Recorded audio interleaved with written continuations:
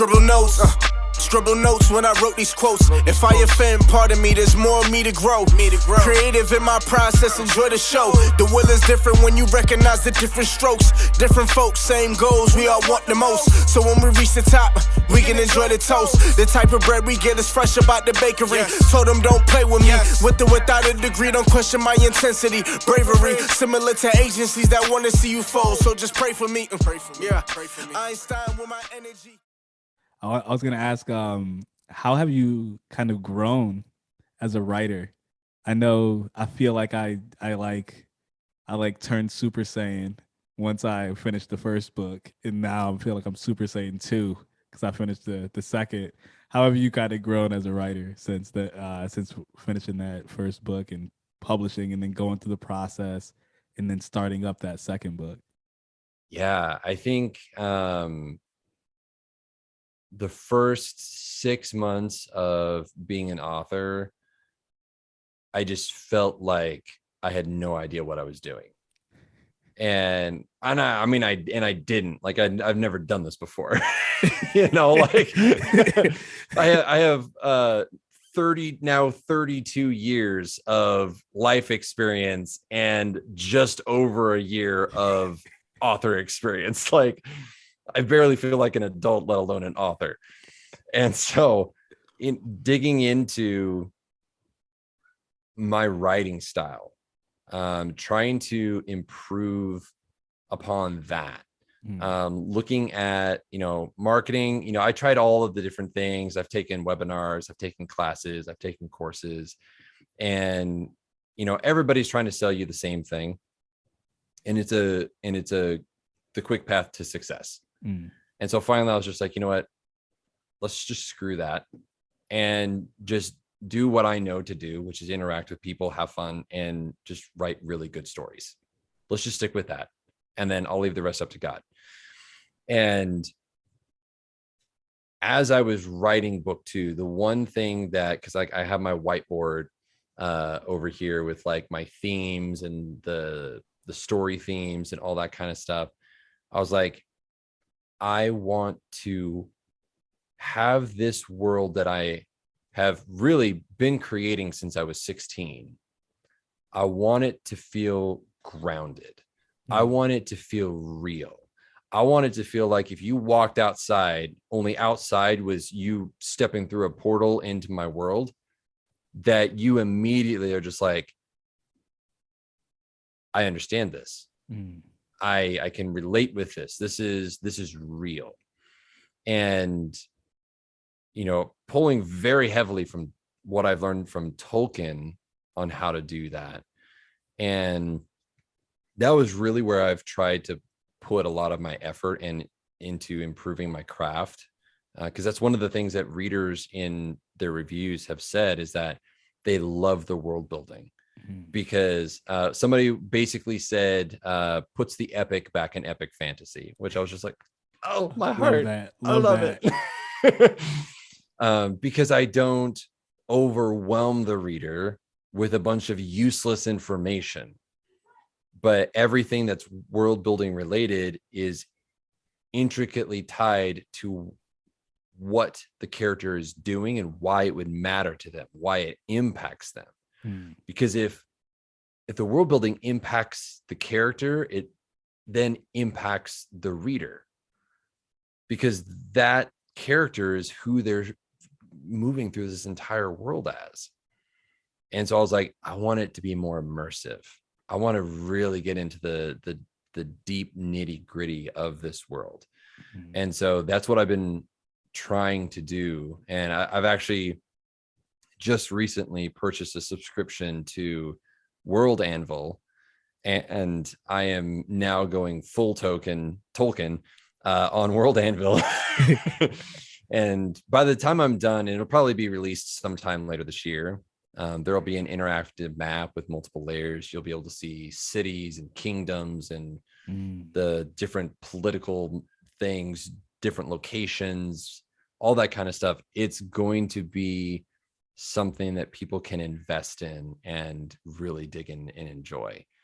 And that comes with learning how to write better, how to be more evocative, how to describe the world for the senses, all those kinds of things. So that those are all of the things that I've been trying to work on, particularly within the last, 5-6 months.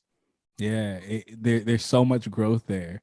There's so much growth in writing and then realizing what really works, right? You talked about, I think, giving scenes purpose, giving world building purpose, not just world building for the sake of it, but because it matters to the character.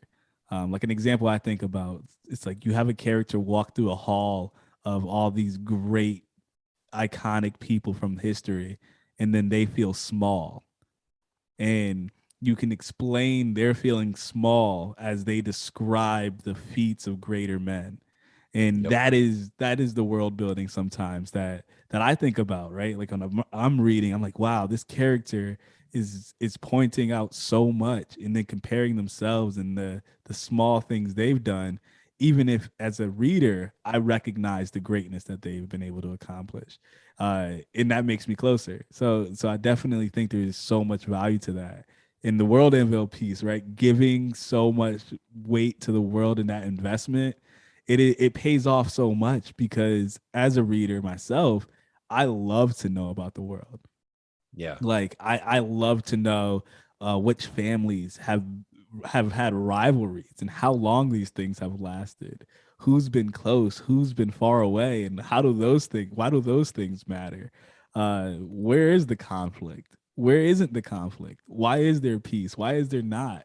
In being able to really explore all these things, the different nuances of each kingdom, it just adds so much to the experience. And especially for readers that really care, like Yeah. they're going to get an even greater experience from the book when they go to a location that they know about because they followed this already. They know what this place is about. Even if you don't explain it explicitly in the book, they know when the reference is made what that means. It just goes so far, and there's so much to writing that I think that's the fun of it, to be honest. That's what makes it Absolutely. nice for us.